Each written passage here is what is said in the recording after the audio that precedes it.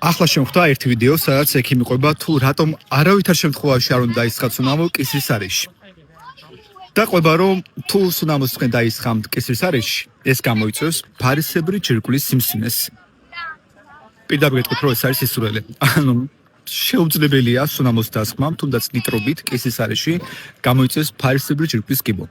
მაგრამ მას შეუძლია გამოიწვევს ორი ისეთი რაღაცა, რის გამოც აი არავითარ შემთხვევაში არ ღირს მართლა სუნამოს დასხმა კისრის არეში. პირველი, იწვევს ბერლოკის დერმატიტს. ეს იმას ნიშნავს, რომ სუნამო, რომელიც განსაკუთრებით აი ბერგამოტის, ლიმონის შემცველი სუნამოები ხომ, რეაგირებენ, როცა კისერზე აღმოჩნდებიან მზის სხივებთან და იწვევენ კანის პიგმენტირებას, ანუ კანზე ჩნდება ლაქები, რომელთა მოშორებაც მერე ძალიან რთულია. ეგ ერთი. და მეორე, ისინი იწვევენ კანის დანაუჭებას და ნაადრევ დაბერებას. იცით რატომ? იმიტომ რომ მაგ სუნამოებში ზოგადად 70-90% არის ალკოჰოლი.